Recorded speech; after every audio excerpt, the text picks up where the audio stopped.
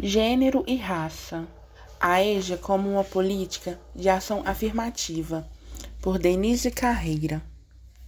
Cursistas: Eduarda Mohane Machado dos Reis, Fernanda Rafaela da Silva Miranda, Lucilane Rodrigues de Souza e Sara Jordana Ferreira. Introdução.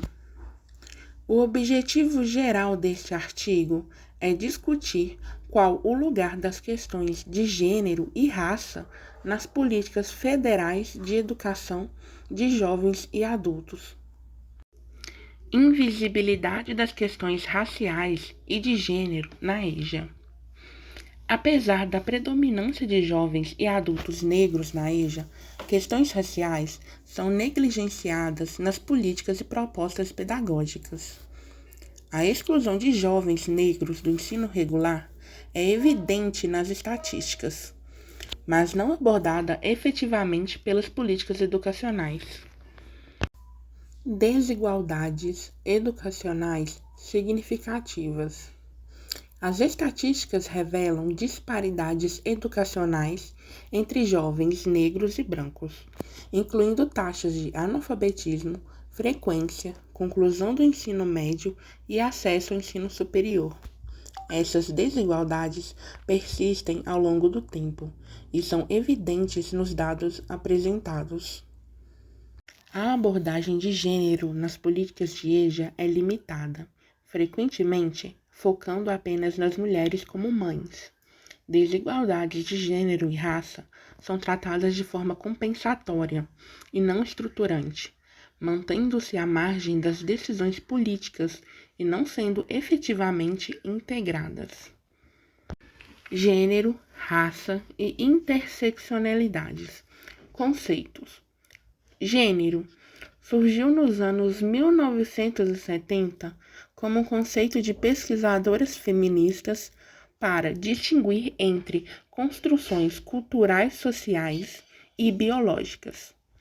Joan Scott define gênero como um elemento constitutivo de relações sociais baseadas nas diferenças percebidas entre os sexos e como um modo de dar significado às relações de poder.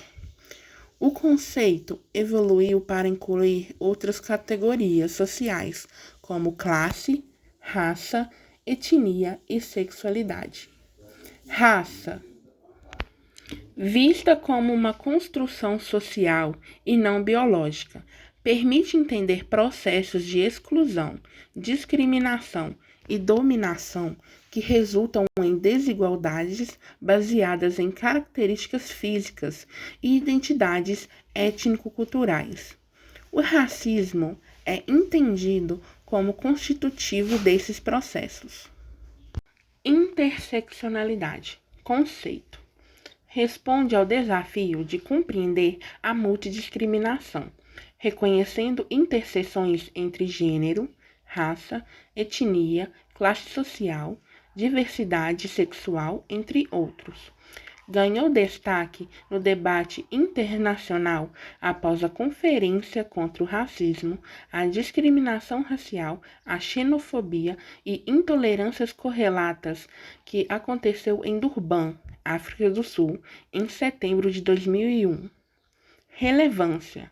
Na realidade educacional brasileira, a interseccionalidade abre novas possibilidades para compreender desigualdades nas políticas públicas, estatísticas educacionais e nos espaços escolares e não escolares. Políticas de EJA, um balanço da década 2013 a 2012. Avanços na política de educação de jovens e adultos. Implementação de programas e instituições. A década viu a criação da SENA-EJA, do Programa Brasil Alfabetizado, do Programa Nacional de Integração da Educação Profissional com a Educação Básica e a inclusão da EJA no Fundeb, o lançamento do PNLD-EJA e o reconhecimento da modalidade em vários programas do MEC, que antes se restringiam ao ensino regular. reconhecimento e institucionalização. Esses avanços visam fortalecer e institucionalizar a EJA como uma política educacional, apesar de não ter garantido prioridade na agenda educacional. O enigma: por que a taxa de analfabetismo não cai? Apesar dos avanços institucionais e programáticos na EJA na última década, a taxa de analfabetismo no Brasil não diminuiu significativamente devido a uma série de fatores complexos e interligados, incluindo a falta de reconhecimento da EJA como um direito, preconceitos culturais, dicotomia nas gestões de recursos educacionais, condições precárias de atendimento, desafios político-pedagógicos e a redução da atuação de movimentos sociais em prol da EJA. Perspectivas sobre gênero e raça na EJA, a partir de entrevistas. Os entrevistados possuem 3 grandes perspectivas sobre as questões de gênero e raça na educação de jovens e adultos. Primeira perspectiva: subsume as questões de gênero e raça ao recorte de renda e à luta de classes sociais. Segunda perspectiva: reconhece a importância das questões de gênero e raça, mas as restringe à chave de reconhecimento e respeito às especificidades. Terceira perspectiva: considera gênero e raça como fundamentais para garantir o direito à educação, mas enfrenta dificuldades em configurar uma agenda de ação concreta. Avanços no diagnóstico e desafios na implementação. Apesar de avanços significativos no diagnóstico das desigualdades de gênero e raça, com maior reconhecimento das especificidades desses grupos, a agenda política e as ações concretas não acompanharam esses avanços. Há uma desconexão entre o diagnóstico detalhado e a implementação de políticas eficazes, devido à baixa capacidade da gestão educacional de utilizar as informações produzidas. Além disso, as questões de gênero e raça são frequentemente secundarizadas ou não abordadas de forma integrada nas políticas públicas, refletindo uma falta de articulação entre diferentes órgãos governamentais e uma tendência de priorizar outros campos, como o ensino superior e a educação básica regular. Uma EJA negra que não se reconhece como negra.